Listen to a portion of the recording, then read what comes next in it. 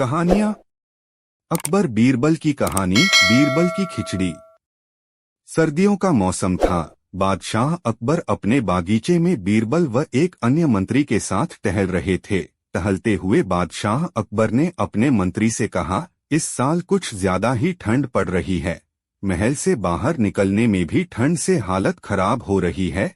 मंत्री ने बादशाह की बात का जवाब देते हुए कहा, जी हुजूर, बिल्कुल सही फरमाया आपने। इस साल तो इतनी ठंड पड़ रही है कि जनता ने घर से बाहर निकलना बहुत कम कर दिया है। टहलते टहलते बादशाह अकबर बगीचे में बने तालाब के किनारे जा पहुंचे। जैसे ही उन्होंने अपना हाथ पानी में डाला, उन्हें एहसास हुआ कि पानी बर्फ जैसा ठंडा है।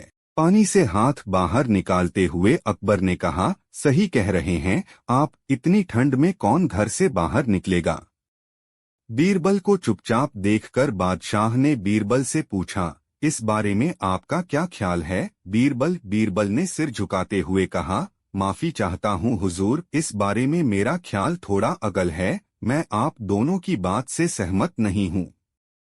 अकबर ने आश्चर्यचकित होकर बीरबल से पूछा, अच्छा, तो हमें भी बताइए क्या ख्याल है आपका। बीरबल ने कहा, हुजूर, मेरा मानना है कि एक गरीब व्यक्ति के लिए पैसा सबसे ज्यादा जरूरी है। उसे इस बात से कोई फर्क नहीं पड़ता कि मौसम कितना ठंडा है या गर्म। अकबर ने हैरान होकर बीरबल से कहा, तो आप यह कह रहे हैं कि इस कड़ाके की सर्दी में भी एक गरीब आदमी कोई भी ऐसा काम करने को तैयार हो जाएगा जिससे उसे पैसा मिल सके। बीरबल ने कहा, जी हुजूर, मैं यही कह रहा हूँ।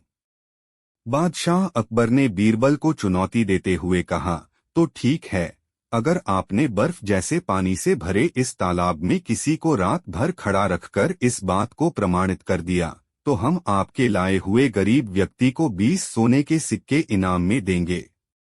बादशाह की बात से सहमति जताते हुए बीरबल ने अगले दिन एक गरीब व्यक्ति को पेश करने का वादा किया। अगले दिन सभा में बादशाह अकबर ने बीरबल ने पूछा कि क्या वो किसी को लाए हैं जो तालाब में खड़ा रहकर पूरी रात बिता सके। इस पर बीरबल ने गंगाधर नामक एक गरीब व्यक्ति को दरबार में मौजूद किया और कहा कि यह 20 सोने के सिक्कों के लिए तालाब में पूरी रात बिताने को तैयार है। बादशाह अकबर ने सभा समाप्त करते हुए कहा कि ठीक है, 2 सिपाही इस व्यक्ति की रात भर निगरानी करेंगे। अगले दिन फिर से दरबार लगा और बादशाह ने बीरबल से गंगाधर के बारे में पूछा, बीरबल कहाँ है आपका मित्र, कितनी देर टिक पाया वो उस बर्फीले पानी में। बीरबल ने कहा, महाराज, वो यहीं है, मैं उसे दरबार में पेश करने की इजाजत चाहता हूँ। बादशाह की इजाजत मिलते ही बीरबल ने गंगाधर को दरबार में बुलाया।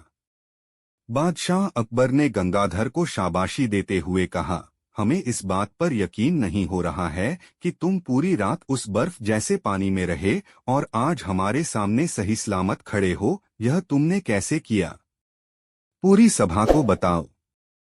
गंगाधर ने कहा, महाराज, शुरुआत में तो यह बहुत मुश्किल था, लेकिन कुछ समय बाद मुझे महल की एक खिड़की पर एक दिया जलता नजर आया। उस दिए को देखते हुए मैंने सारी रात बिता दी। बादशाह अकबर ने चौंक कर कहा, यह तो धोखा है, तुमने हमारे महल के जलते दिए की गर्मी से सारी रात बिता ली।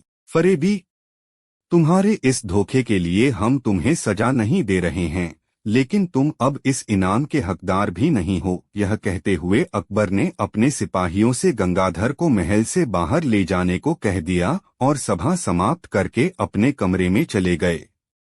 अगले दिन रोज की तरह सभा लगी। जब बादशाह अकबर सभा में आए तो उन्होंने देखा कि सभी दरबारी अपनी अपनी जगह पर मौजूद थे, सिवाय बीरबल के। बादशाह ने एक सिपाही से पूछा कि बीरबल कहाँ है, तो उसने बताया कि वो आज महल नहीं आए हैं। बादशाह ने सिपाही से कहा कि वो तुरंत बीरबल के घर जाए और उन्हें लेकर आए।